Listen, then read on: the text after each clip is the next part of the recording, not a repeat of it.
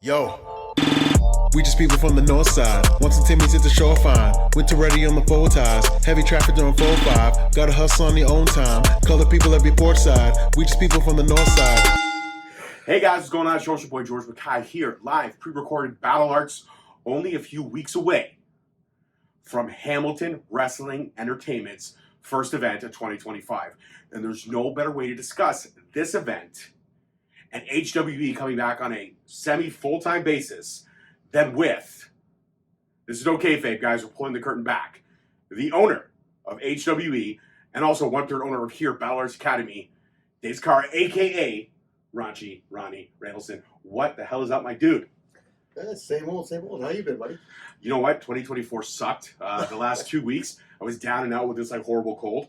10 days, I was just gone. Oh, that's not good. And you don't want to know what came out of me. And it was coming out of every orifice. It was a rough go. But we're here. We're 15 days roughly into the new year, 2025, and HWE is coming back. Our first event right behind us there, Locked Down. Big event, 2 steel cage matches, Yep. Tag team titles, and a grudge match for all the marbles for who's controlling, on camera, who's controlling HWE. You or Aaron Stevens, a.k.a. Damian Sandow, if we have to go down to the history ranks, okay? Sure. But Aaron Stevens also, NWA staple, great member of the roster, great wrestling mind. Probably one of the most underrated wrestling minds, I would say. So my first question for you is, at the beginning of the intro, I introed this as coming back on a semi-regular basis. We're going to run 4 to 5 shows a year now. Yes. Consecutively, we're going to do one every 2 to 3 months. Yes. Plus the bonus one that we're doing in St. Catharines. Yes. Which is HWA affiliated, but you're not really handling the booking for that. That's more of a Clay Wilson and Johnny DeLuca passion project, right? Yes, they've been doing Brock University now. This is the 3rd show that we're doing there. And, First show was a banger. That was DeLuca and Alexander. Yeah. 1. That was Or was that DeLuca and Alexander 2? No, that was 1. That was DeLuca and Alexander 1. Yes, that was the first time. Big. Great match. Great crowd. I couldn't believe the stuff they were saying about Josh Alexander in that one. Ugh. The crowd, they ripped them one. It was insane. Johnny DeLuca had a home field advantage. Yes, he did. He did. It was fun. Absolutely. So, but here at Battle Arts, we're going to be running the 4 to 5 shows a year, and we're starting with Lockdown, and we're continuing with storylines. Now, I guess my first question is, how do you build storylines with 2 months hiatus in between?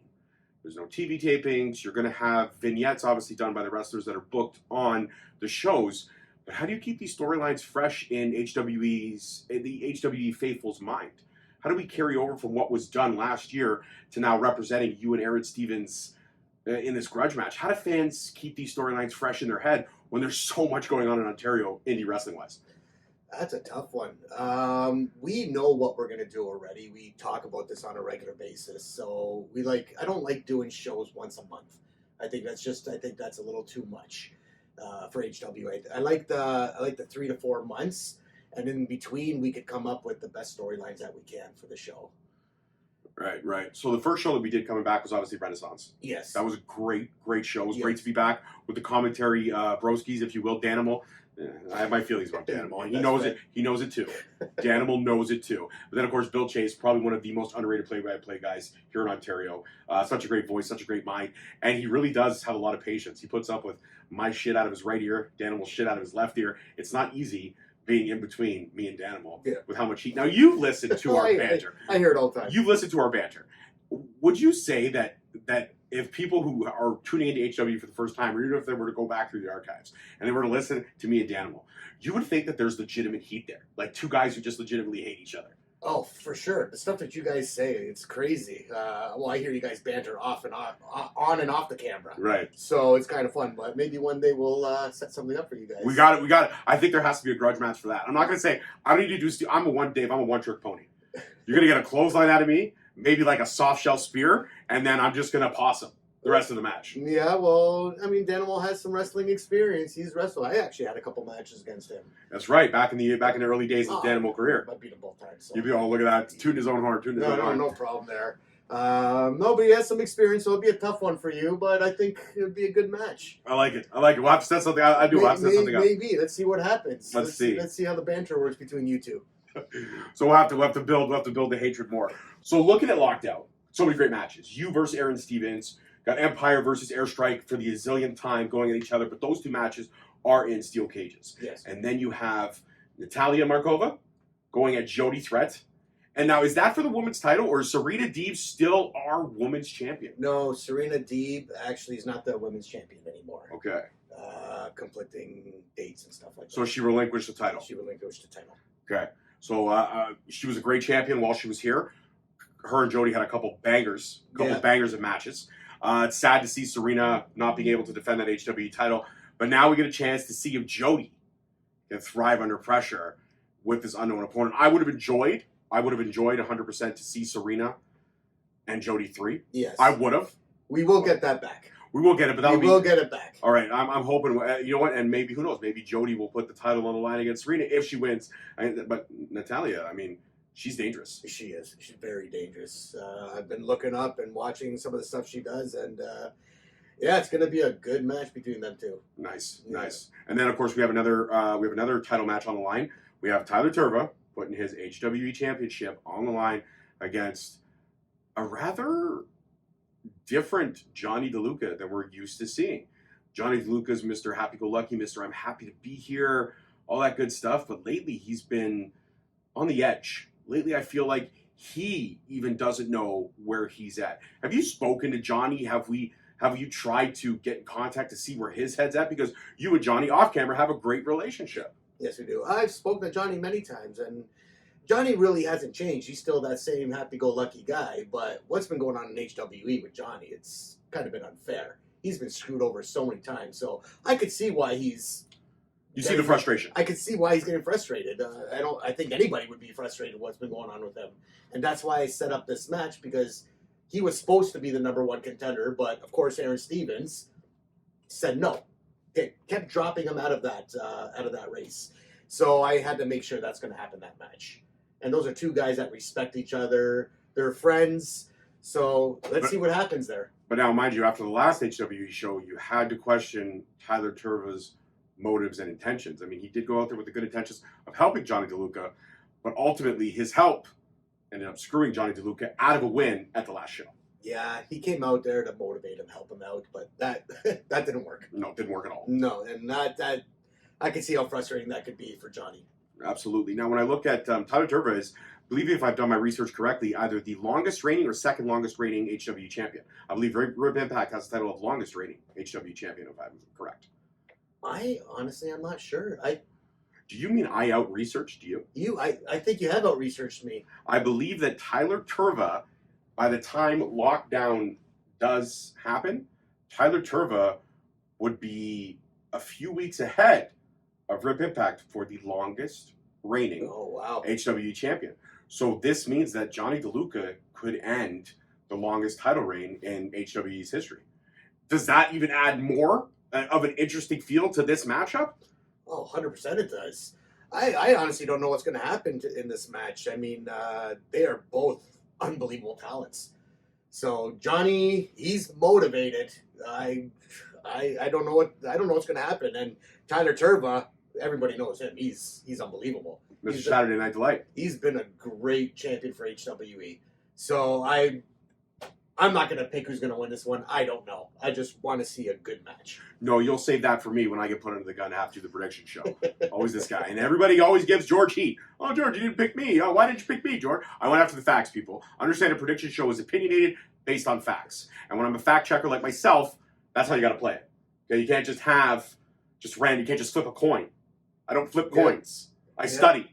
I break down factoids. Well, you've been wrong many times with that, especially my matches. Okay, you always guess me to lose. I do. And every time you guess me to lose, I've won. Yeah, because you know what? It's, what can I say? I love an ultimate underdog. So even in my mind says, but how many times have I said, my heart says Raunchy, but my mind says everyone else. And lately, Raunchy, the odds are stacked up against him. The odds are stacked up. Now, of course, I mean, the steel cage match, it is kind of fair because you've got Santino Marella as a special guest referee / enforcer in that match. So, if anything, Aaron Stevens got the deck stacked against him in that match. Well, finally.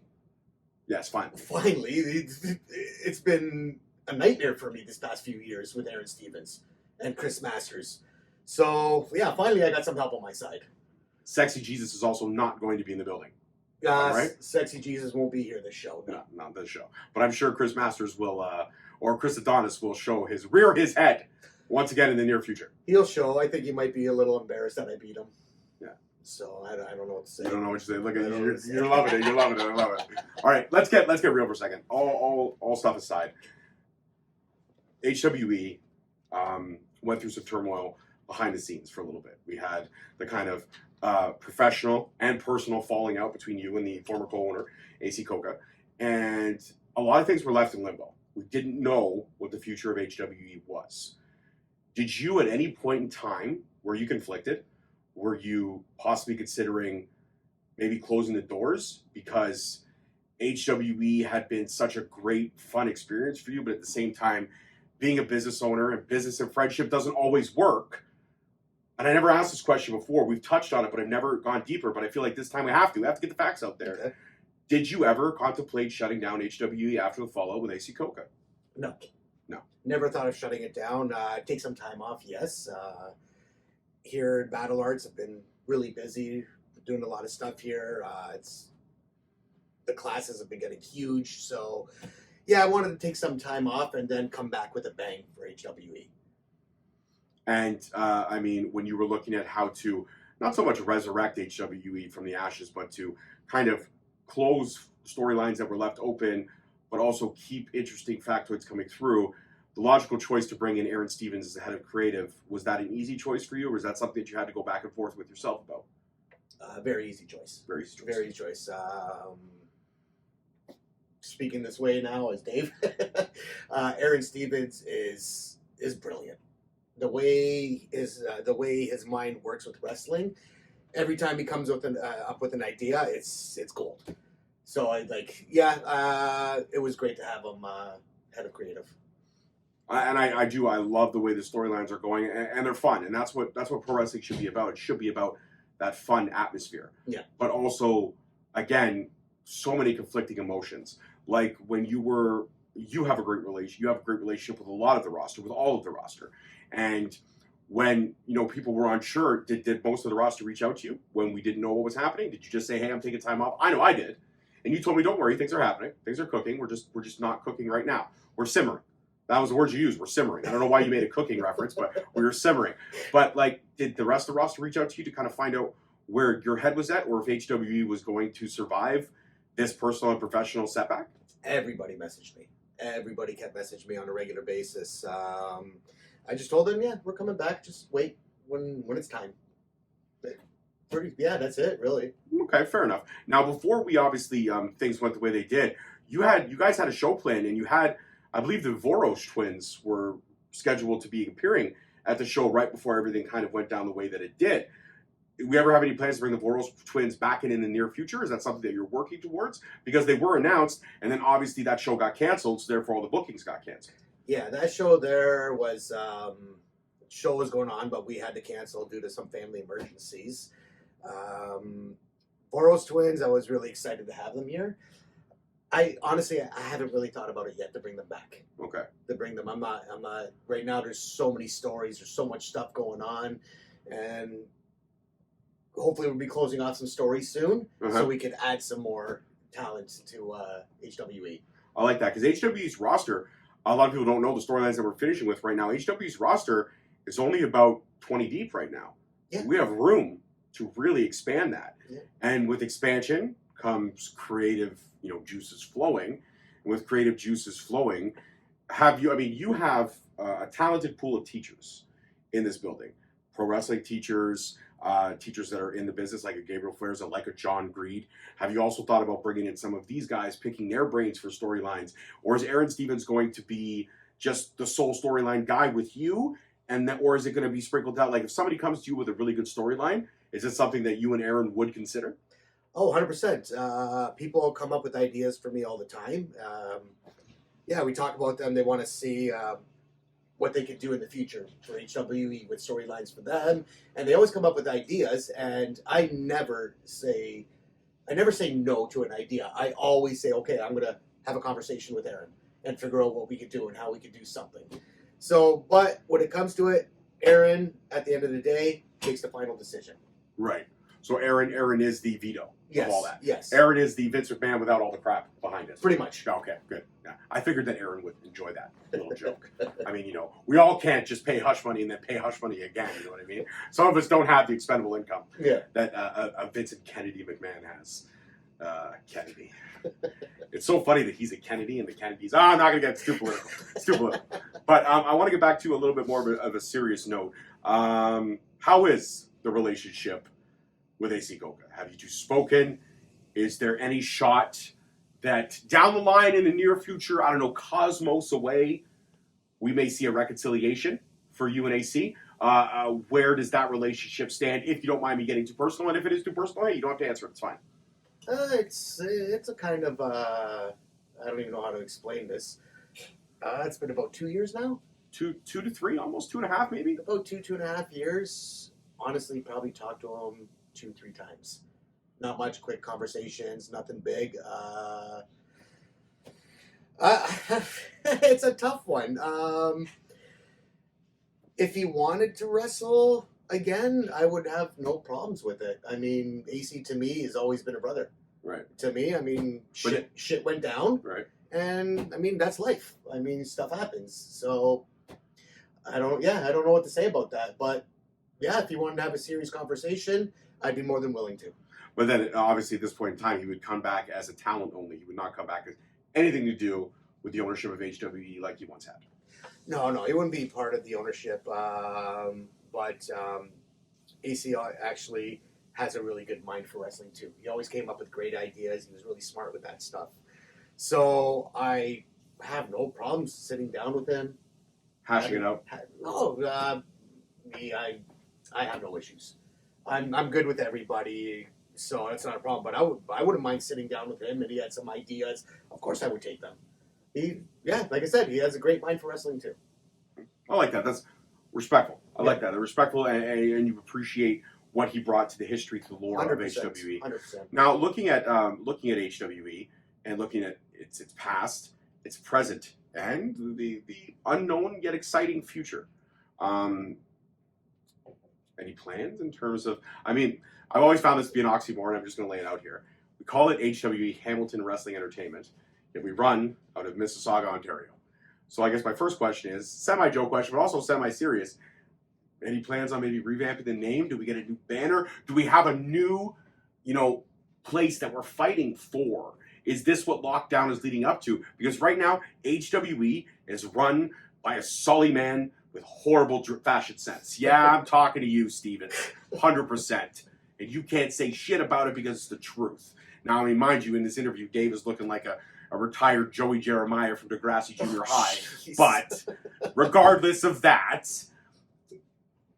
if you beat Aaron Stevens at Lockdown, can we really call it HWE anymore? Because what he's done the last couple of shows, it doesn't feel like HWE anymore. It feels like you've got to come with something new.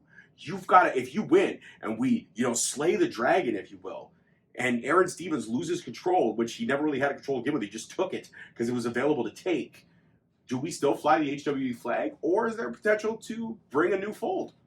Let's see what happens. Oh. I'm one of these guys I'm not one of those guys that big news is coming, like, can't wait, I'm not that guy. But I guess I'm going to be that guy right now. Okay? Because there is a lot of stuff that's going to be happening with HW in the next few shows that you never would have imagined. No, I don't think. I mean, a lot of my mind goes to settling scores. A lot of my mind goes to insults about Danimal and his lifestyle choices. Yeah, a lot of anger right there when I think about that. See the vein in my fucking head; it's throbbing a little bit. But I think about. I mean, it's got to be challenging to be a promoter because when you're being a promoter, you've got to promote the show. You've got to kind of keep the roster excited and engaged about everything. You've got to make sure everybody's got their matches planned out. That we stick to our times, we stick to everything we're supposed to stick to. You got to make sure that 2/3 of your commentary team is on point because 1/3 is always on point. So you got to babysit 2 out of 3. That's difficult. Animal, Bill. But you've also got to, again, come up with these storylines. Now, having Aaron Stevens as that filter to bounce ideas off of, but you yourself, I don't cut your horn. You've mentioned how Aaron Stevens has a great mind for wrestling. You've mentioned how AC Coca had a great mind for wrestling. I don't think Ronnie Randallson or Dave Sciara has a bad mind for wrestling. I think Dave Sciara's got a mind for wrestling too. I mean, you put some of these matches together. You put some of these storylines together. You've sprinkled Dave dust on him. Oh, 100%. 100%. I've come up with many matches. This whole show was done by me. Right. This one here, I have the right to do it now. So, I just wanted to make a show that would be fair for the wrestlers that have been screwed over. Uh-huh. And I wanted to make a show that the crowd could really enjoy. Right. So, and how are we doing? Like, how are we doing in terms of we have a loyal fan base, but how are we doing? Is this building going to be packed? Are we going to blow the roof off this place come February 8th? I certainly hope so. I never know how many people are going to show. You never know. It's really tough. Ticket sales always happen like the week before. Right. So You ever get stressed out about that? I'm always stressed. Not you. Always stressed with this stuff. Really? Oh, Sarcasm, guys. Even in Beaverton, when I used to do the shows in Beaverton, we'd have 25 tickets sold the day of, But then 100 people would show up. and then we'd have 250, 300 people there. Yeah. Same thing with HWE. We no tickets are really sold, and then all of a sudden there's a few hundred to 500 people at our shows. Well, let's also remember that Beaverton on a Friday night, there's not much going on. There's nothing ever going on in Beaverton. So that's why you could pack that building with 300 people. Because, you know what the funny thing was? The first time we did a show in Beaverton, this is a story I tell everyone all the time. I feel like Gabriel Iglesias, because this is a joke that's ran like 2 or 3 years now. But the first time we were in Beaverton, I did commentary. And it was with Ray Bernardo, one of our good friends. And he was also DJing that day. And there was 3 girls in front of us that were like dressed to the nines. Yeah. Like boots, fancy jeans, sweaters, makeup done. And I just looked at Dave. I said, so Beaverton Battle Arts Academy Rising Stars Show Volume 1 was the hottest ticket on a Friday night in the big old Beaverton. Yeah. And the sad thing was is that these girls dressed to the nines, looking good. Boyfriends looked like they just rolled off a fishing boat, smelling like absolute dog shit. And you know what the funny thing is, guys? Okay, I'm going to lay this out. I mean, I appreciate the town of Beaverton because I was forced to drive up there for so many gigs. But there is 9 to 10 dental offices on the main street. No, Yes. there's only one. No. There's a couple. Beaverton has a lot of dental offices. Really? They do. And you know what the funny thing is? No one there has a full mouth of teeth. That's fantastic. I didn't know there was that many. I know There is a lot. I know of one because my barbershop is in the same plaza with the dentist. Sure, that's one. Yeah, I didn't know. I'm telling what you, the you know other what? When you're bored, one day when you're having your staker, do you know what staker ticker time is? No. Okay, so when you're on the crapper and you're on your phone, you're making a staker, but you're tinkering. Staker ticker time. Okay. Shout out to The League, one of the greatest shows ever. And when you're staker tinkering, just look up dental offices in Beaverton. You'd be floored. Really? You would be floored. That's crazy. Yeah, and yet with all those dental offices, guys, and the fact that, you know, a lot of people have, you know, benefits through their jobs, none of y'all got a full mouth of teeth. That's And I made that joke all the time in the commentary of Beaverton. And you know what? It's sad but true. Beaverton, I don't miss you. I'm going to let you guys know that right now. I don't miss you. If HWE ever goes up to Beaverton, you will have a 2-man commentary team because I'm not going back up to I'm not going back up.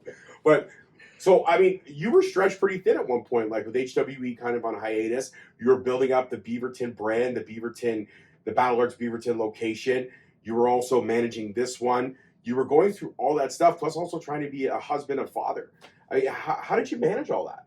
I mean, let's get real right now. How did you manage all that? I mean, I know a couple of times that you literally sleep here. You slept at Beaverton sometimes. I mean, I know it's closer to home, but Yeah. you missed out on a lot of family time trying to keep both locations afloat. Now, we don't have the Beaverton location anymore, but you tried, for a long time, you were trying to keep both locations afloat and running those wrestling shows out there and trying to figure out HWE and trying to balance family time. I mean, I joke about all the time on the podcast, and I'm stretched super thin, but shit, I do 2 podcasts, the occasional commentary gig, and I work my full-time job. I love my job. I hate my bosses, but I love my job.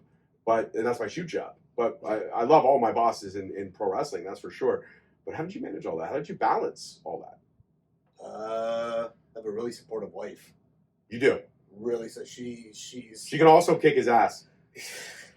We're not going to go there, but it's tough. Even now, it's tough. Even that we don't have the Beaverton location anymore. It's still I'm working 7 days a week. I'm here right now in Mississauga, and I'll be here till Tuesday. I'm sleeping here, so I'll be here for a couple days and to do a few things, and that's how it is every week. I'm here Sunday, Monday, and I either leave Monday night or Tuesday morning.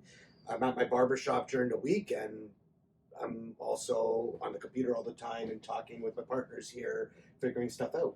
So yeah, it's just something I'm used to, something I've always done. I've always been a busy person.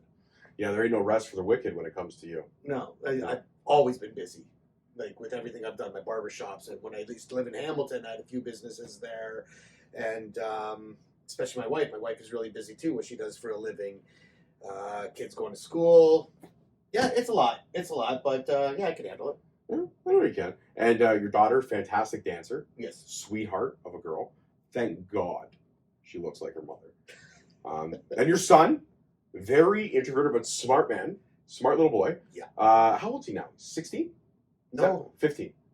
No, he's turning 16. Oh, he's turning 16. Yeah. Okay, so yeah, just like my daughter. Yeah. Yeah. Again, keep him away from my daughter. That's always the rule.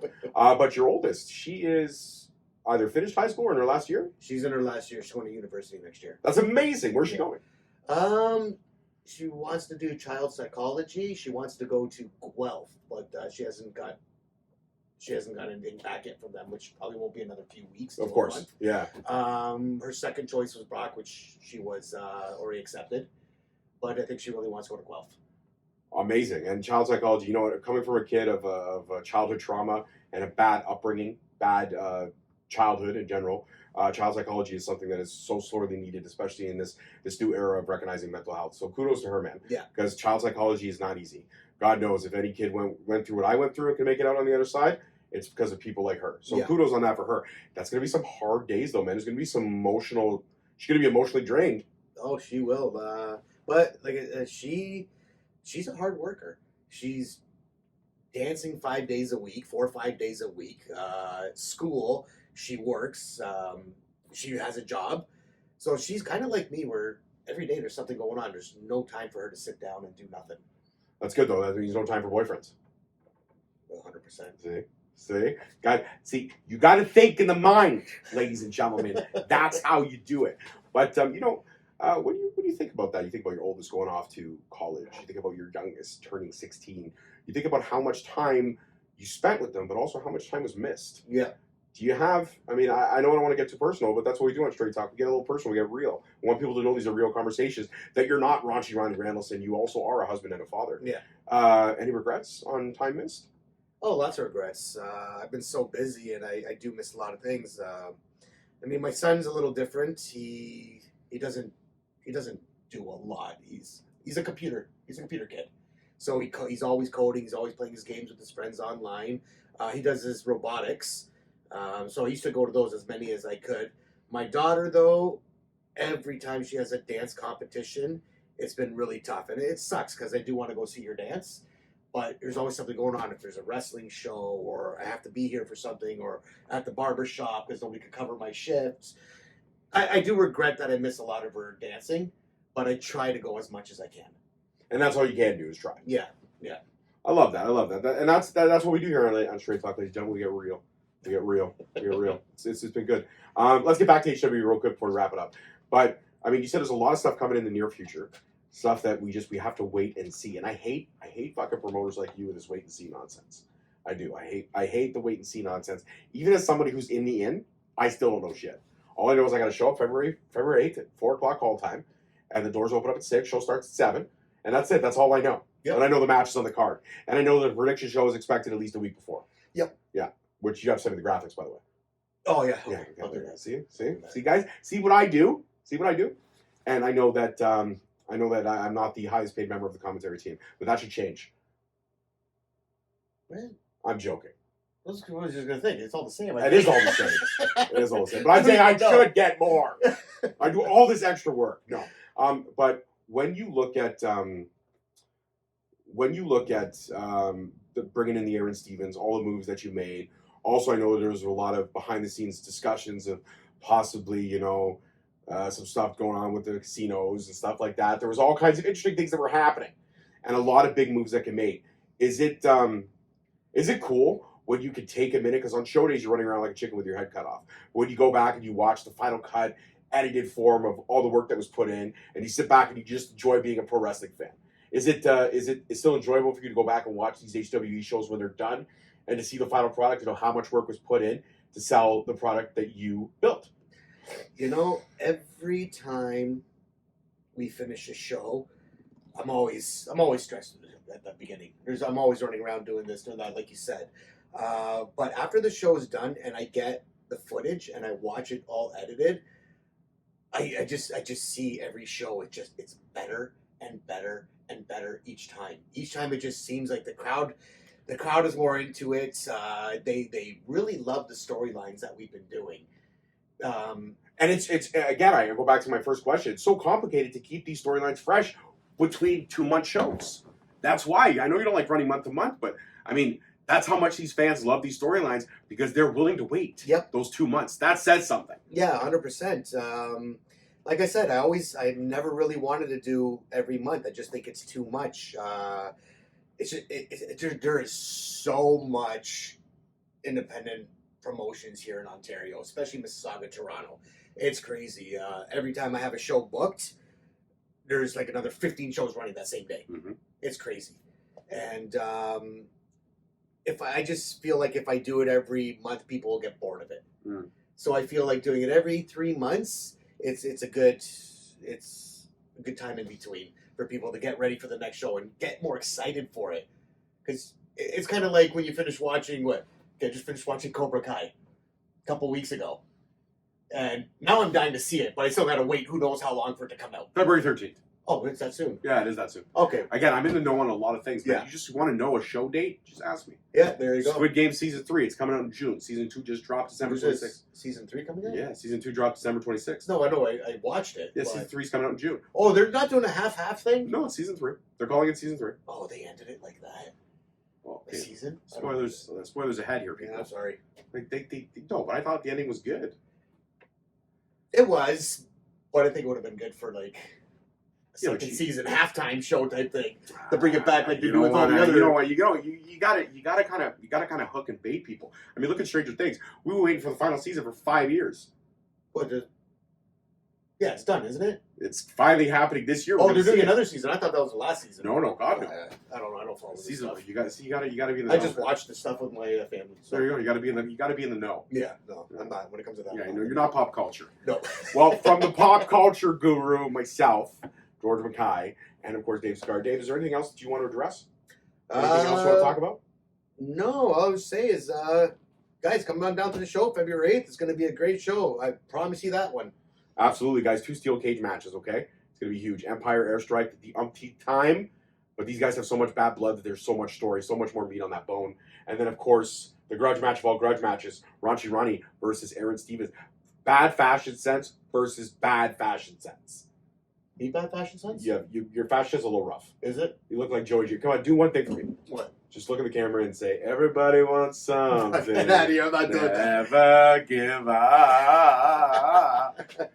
I'll just say one thing about February 8th. Okay. So kind of like the last show when I was up against Chris Masters.